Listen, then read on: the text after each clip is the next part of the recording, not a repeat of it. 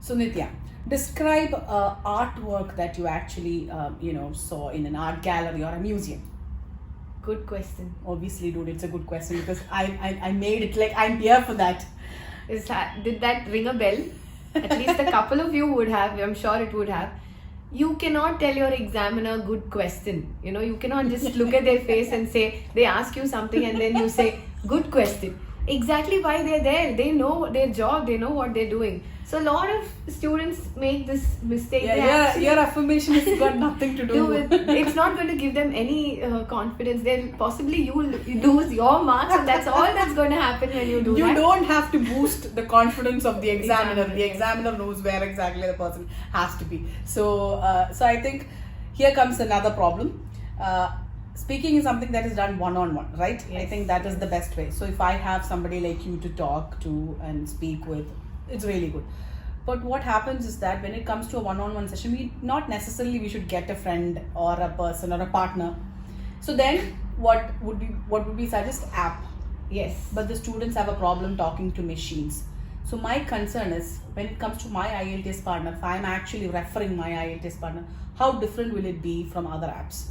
Okay, so to answer the first part of the question, we tell our students, definitely I think all of us do this, we say, please speak in English, please expose yourself to English, talk more in English, talk to your friends, your peers, look at the mirror and talk. A lot of people actually advise their students to do that. They say look at the mirror and talk.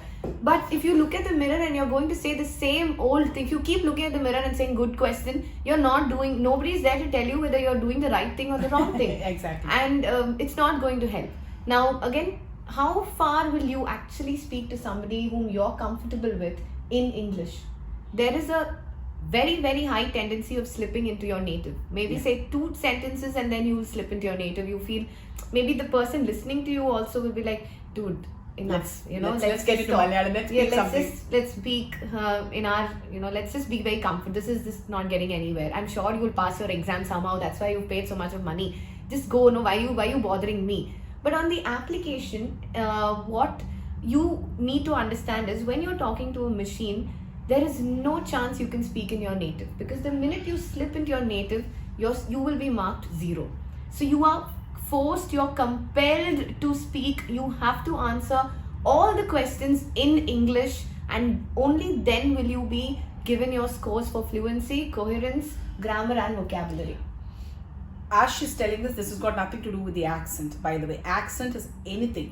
Accent is something that you get when you go to a country, and you don't have to be worried about the accent. Accent has nothing to do with speaking. I've known a lot of institutions give very much importance to accent, and this takes, it really scares the students. You really don't have to be worried about the accent, but your pronunciation, yes. You cannot if somebody comes to your country and mispronounces your native language, how will you feel?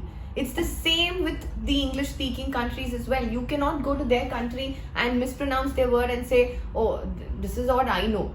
No, obviously you will be marked less if you mispronounce a word. I only know to speak what their policy is. This is not acceptable because it's their language. Just like they coming to your place and saying what kappa thought mean kutmu. Exactly. So if you're going to be the one saying, oh, you should know our native, you should know their native as well.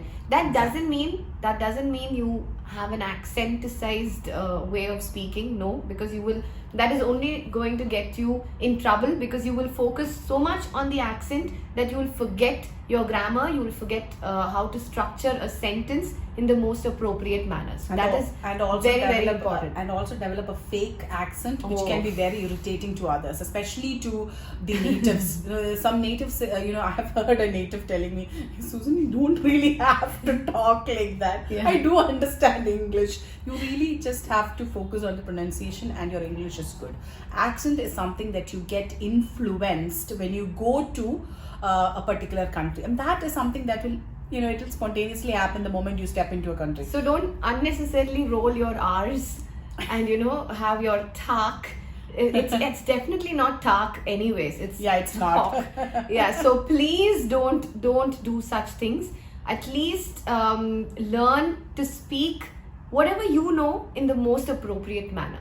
And always remember that you're not marked on what you're speaking about, but it's more about the content and the way you put it across. The genuinity of how you speak, Yes. how genuine you are. You're not supposed to make up certain things which sounds so fabricated. Even the fabricated should sound genuine. So when you say, for example, I think it was a couple of years back, there should be a genuinity. I think a couple of years back, it should not be that robotic kind of language. They expect you to speak language fluently, which means without any sort of stress. Enjoy what you're speaking. That's exactly what they mean when they say fluency. So where are you from? I hail from the cultural capital of this, that. Yes, that is definitely the most appropriate manner to answer, but there is a way you say it. You don't say it like a mugged up. I don't think natives speak that way. No, none of them do. None of them do. But unfortunately, Yeah, I think have you heard about this place? And they start casual talks, and that's Yes, how they talk about that place. yes, and one more thing in speaking is definitely important is your vocabulary. Yeah. Don't try using try using synonyms. That is, for the same word, you can have multiple ways of saying the same thing. Like, you avoid saying and continuously, and Can go for as well as. in addition to this, moreover, things like that. Furthermore. You can avoid saying but, you can say however, whereas. There are a lot of connectives or linking words we call that you can use. These are things that you can learn with practice, and you can learn through our content as well. So these things are definitely very, very important. So keep that in mind. Focus on enhancing your vocabulary and not your accent and using idiomatic language and saying good too question. This was something I expected. Obviously. So then I think we'll get into the next one, which is listening.